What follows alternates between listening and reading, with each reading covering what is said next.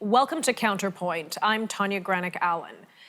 We all know that during the time of COVID, there have been massive delays in diagnostic screening, doctor's appointments, and even surgeries. But what does this mean for us Canadians? How do these delays impact us, the patients? Well, according to this think tank, secondstreet.org, at least 11,581 patients died across Canada in 2020 to 2021. 11,581. Let that number sink in for just a moment. For comparison, there have been just over 30,000 deaths attributed to COVID.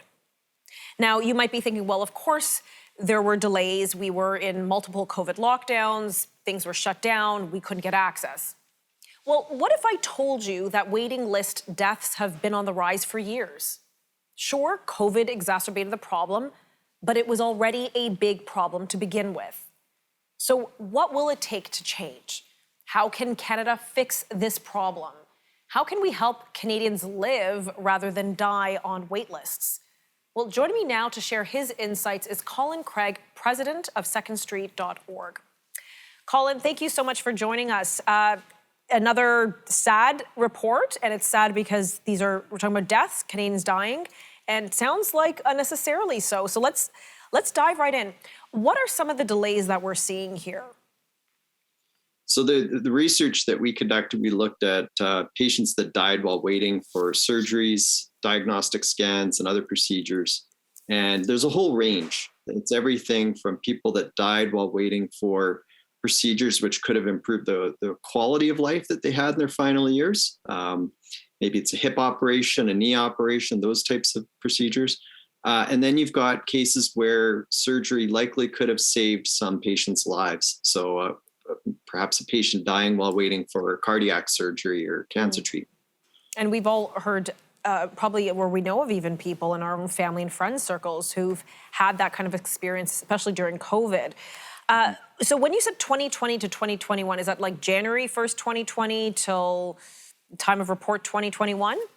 So yeah, that's a good point to Tanya. It's April 1st, 2020 to March 31st, 2021. So it's one year. It's the fiscal year.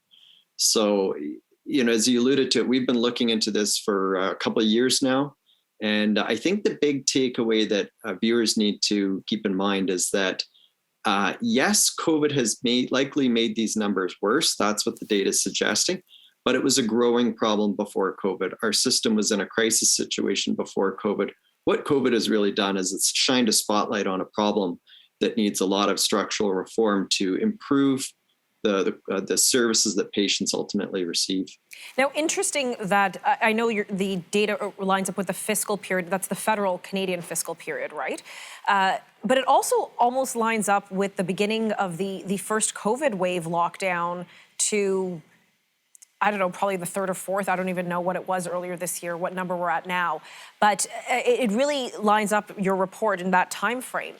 So, and after perhaps the commercial, we'll delve into more as to how much did COVID exacerbate the problem. I know you said to shine a spotlight, but we've seen delays when ERs are told not to perform like unnecessary surgeries or non, what's the word? Can't think of it for a moment, but the surgeries that are not immediately required and the ones that can be delayed, put them off. For example, like cataract, delay them further. I know personally probably half a dozen friends whose parents are waiting for cataract surgery and have been delayed. So that's very interesting. So with some of these procedures, would some of these delays have been, say, an ultrasound, and somebody was waiting to have an ultrasound and then unfortunately passed away? Mm-hmm. Yeah, that's certainly many of the cases. And we know that diagnostic scans are often the first step in diagnosing a problem. Patient visits a family doctor, they explain they have a particular soreness or something that's not feeling right. The doctor says, well, let's send you for a CT scan or an ultrasound or an MRI, and then they get the results back and they discover something, whether it's cancer or a problem with the heart or something perhaps even minor. But when you delay those procedures, then there's an effect later on too, and that's obviously hard to track. For us from the outside of government, governments don't do a very good job of tracking this data, period. But there's problems related to diagnostic scans being pushed back for sure. Yeah, and after this commercial break, I also want to know, after the commercial break, how did you get your hands on this data? I've never seen many other groups report on it before, so I'm quite interested on that, but we're going to pick up this conversation in just a few moments.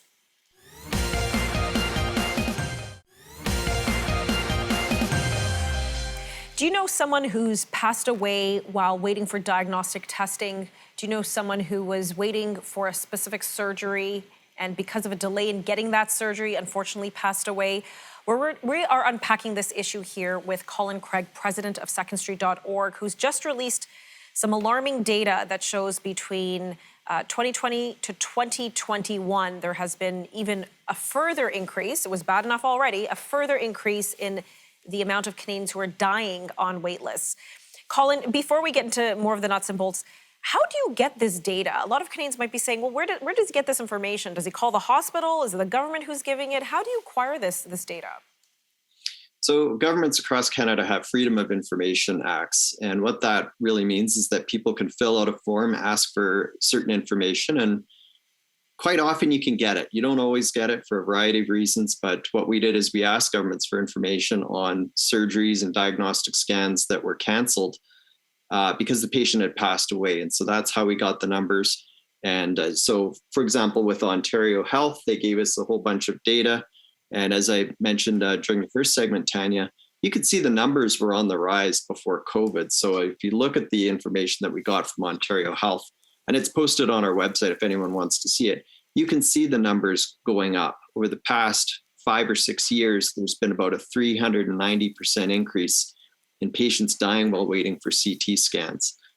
We saw a similar number with MRI scans. So you can see these problems were growing before COVID. And like I say, I think that's the most important thing that patients and viewers need to keep in mind is that this is a structural problem that we have in Canada. Unless we move forward with health reform, we're going to continue to see patients suffer. It's not just because of COVID. And when you think of something like, so what I would determine is so simple as diagnostic imaging. You know, I appreciate that there are only so many ORs, only so many surgeons to do a heart transplant, only so many organs for transplant. But imaging, I mean, everybody has an MRI access nowadays. So many, even in rural communities, there are MRIs coming up everywhere. Why this delay? So let's take the diagnostic imaging, like CT and MRIs. Why is it we just have such sheer volume? Why are we not meeting people's needs? I know in America, you can get an MRI sometimes on the same day. Why can't we do that here? I think there's a variety of reasons why. One of which is that Canada is the only developed nation on the planet that bans people from using their own money to try and improve their health. So if you need some kind of healthcare service, so often you have one choice, and that's to rely on the government. So you have everyone relying on the government. What other countries do is they have a public healthcare system, but they also give patients the choice that they could go to a private clinic if they want. And what that does is it takes some of the pressure off of the public system. Some patients decide that they don't want to wait, so they will pay and they will use their money. They'll go to these clinics. It takes pressure off of the public healthcare system. It also means more resources. When you look at Canada, we spend a lot of money on healthcare, but we have fewer hospital beds per capita. We have fewer doctors per capita. We have fewer frontline resources actually doing healthcare compared to many other nations. And one reason is that we have, for many services, just the one system, the public system. You don't have the private option. So when a pandemic comes along, Canada gets caught because we don't have as many resources to help focus on COVID-19 patients. That's one thing. Another thing is just our system is so heavily government delivered, and governments are often not very cost effective. They're not very good at managing resources. And so there was an article recently where they talked about how many hospitals just don't manage the MRI time available. Sometimes the facilities aren't used on the weekends when they could be. So that's another reason why we have such delays in Canada. Well, that's really unfortunate. It's sad, actually. So when you're discussing Canadian healthcare system, some people would say, well, let's look to Australia or let's look to England where they have the NHS, the National Health Service. Do they have a single payer or what I would call socialized healthcare system, or do they have greater options than we do in Canada? Yes, lots of countries do. And this is the great fallacy, is that because we live here physically in Canada and we're right next door to the United States, so often our healthcare debate comes down to our model or the US model. Yes, that's right. There are so many other countries around the world that have what Canadians hold dearly, and that is a universal system. So everyone's covered. You mentioned Australia, Norway, the United Kingdom. There's countless developed nations that have universal access. They also allow patients the choice to go outside of the public system if they want to. And ultimately, they're delivering better results. And that's not the only reason why. There's other ways that they deliver healthcare more. Okay, I'm going to pause you there. We've got to cut to commercial, but I want to unpack a couple of those examples in just a few moments.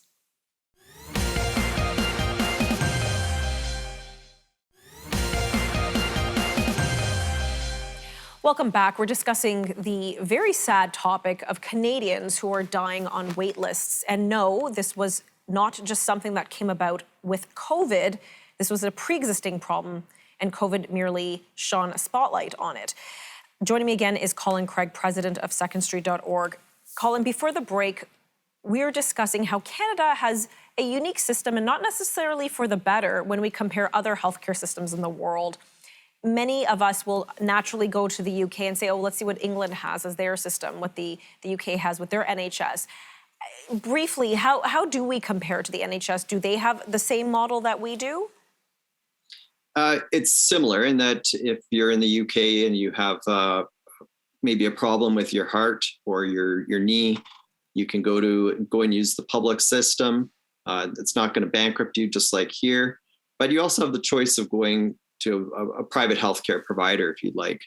Overall, the Commonwealth Fund did a major study just recently, and they ranked developed nations' healthcare systems. And they looked at things like cost, how well it covers people, services provided, and so forth. And so Canada came in 10th out of 11 countries. 10th out of 11? Who is lower than us? The United States came in 11th. And so, it kind of makes it, I think it makes everyone come back to this point. Well, why would we be looking at the US and copying them? Because this is always what people suggest. It's like, well, why don't we look at the countries that did much better? Right. At Australia, New Zealand, the UK, Norway. There's so many countries that are doing better. And like I say, they have that dual choice between a public system that everyone can use, and then you can go to a private option. Australia actually does something interesting where they everyone's covered, and as your income rises, if it gets too high, well, then you start to pay a tax if you don't have private health insurance.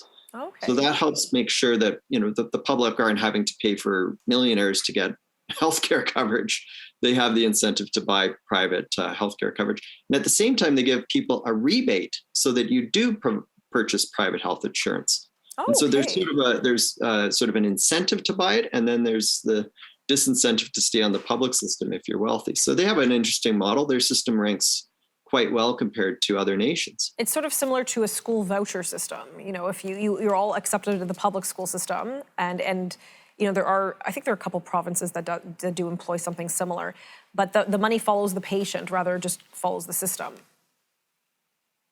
Yeah, and I like it that you're bringing in the school system, because if you think about it, in Canada, we have a public school system across the country. Every province you live in, you can send your kids to a local public school.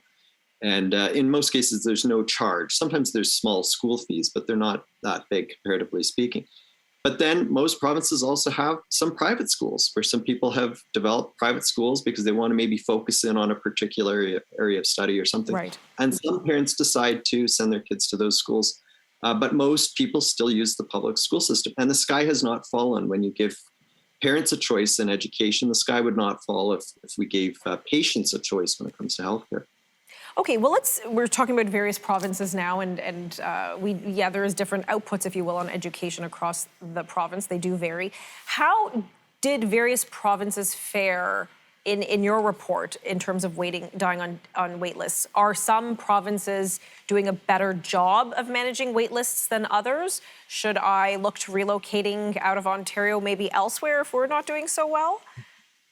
Well, the short answer is I don't know. And the reason why is because the government's data it's quite poor in many cases. Some provinces, they just told us, we don't track this data. They don't track how many patients are dying while waiting for procedures, which I think is very problematic in its own right.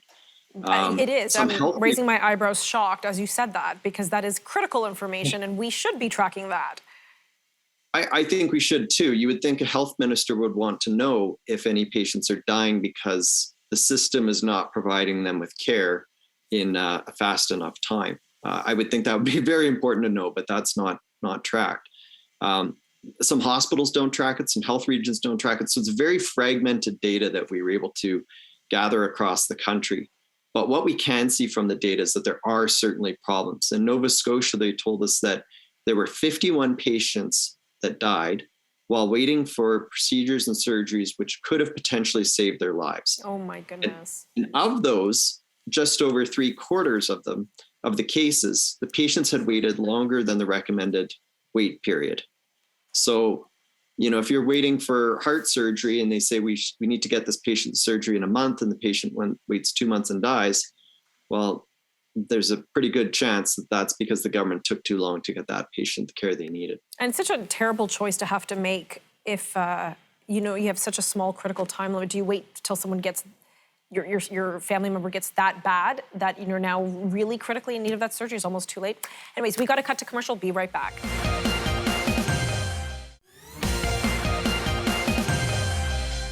Welcome back. We're discussing Canadians who are dying on wait lists. And these aren't just numbers, although the numbers are staggering. 11,581 Canadians have died waiting for diagnostics, doctor's appointments, even surgeries from 2020 to 2021. Colin, you did an excellent job with your report here, putting together all this fragmented data that you managed to procure. But sometimes those numbers, they just don't jump out at us. They're black and white numbers on a white sheet of paper. Could you share with us, if you have some examples of stories of Canadians who died in entirely preventable ways if they just simply had access to that medical procedure? Oh, for sure. And there was a patient in Alberta, his name is Jerry Dunham, and he passed away leaving behind 2 young children. And in Jerry's case, he was waiting for a pacemaker. And the system told him, no, we're too busy. We're focused on COVID. That's essentially what happened. On a pacemaker? A pacemaker. To me, that sounds so routine. It's routine. It's very important for your heart, You're right. Obviously. And so he waited, his condition worsened, and sadly he passed away. And now those 2 kids, they don't have a father. In Ontario, we spoke with a retired nurse, Judy Anderson, who told us about what happened with her daughter, Shannon. She was 44. She had heart problems, went to her doctor. They said, you've got a condition that's treatable, but the problem is it's going to be a 1-month wait. And she was very concerned about this. She went to a second doctor and was told that it would take a year for an alternative procedure. And what ended up happening was that she waited as long as she could. And sadly, her condition deteriorated. And she passed away, leaving behind 4 children. So these are the very real cases that are behind these numbers. And, as I mentioned at the beginning, it's not just patients dying, it's losing that quality of life in their final years. So you can imagine if a patient was maybe waiting for a hip operation for the final 2 years of their life. And in the meantime, they're living with chronic pain. They're being told to pop painkillers constantly. When people are in those conditions so often, they get stuck in their homes because they can't go out. It's too painful. Having their grandkids come over is too hard for them because they can't run around after them or pick them up, cuddle with them and that. So there's a lot of patient suffering that's been happening. And, as I mentioned previously, governments often don't do a very good job of tracking this data, and they certainly don't do a very good job of releasing it. And I think that's one of the problems, is that the system is failing and no one wants to talk about it from the inside.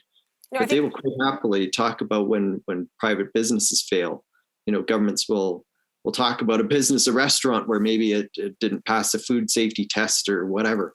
And I'm not saying you don't do that, but governments love to shine a light on those cases. They don't like to talk about it when they let down patients in the public healthcare system. Yeah, that's a very interesting point you bring up. And in my opener, I hate to use the word compare, but I contrasted the amount of deaths, again, 11,500 and change, to the amount of deaths with COVID so far to date, and it's about the 30,000 mark. You look at those figures, and And you see the very dramatic, very severe response when we're dealing with COVID deaths. But when it comes to, as you said, something that the government itself could manage through wait lists and medical procedures and medical treatments, which the government funds and manages, I feel like there's less attention here. And you're right, there isn't as much of a light shone. People, I think, are experiencing it more now through COVID because many people are suffering longer waits and they're wondering, why am I waiting at all? And I think, there will be a lot of more of these cases of the nurse in Ontario or that father of two who died waiting for a pacemaker. And it's sad, and it's really shocking and disturbing to me. So, I mean, we only have about 30 seconds left. What would you like to see governments do to make this better? Well, they've got to track the data better. They've got to disclose it better. And I think if your viewers are wondering what they can do, they can ask their local elected officials how many patients died over the previous year because they didn't receive the care they required in time. And if that elected official can't provide an answer, then I think the follow-up question is, well, aren't you concerned about this, that you don't know the number? Isn't it a problem if patients are dying because they're not receiving the care they need?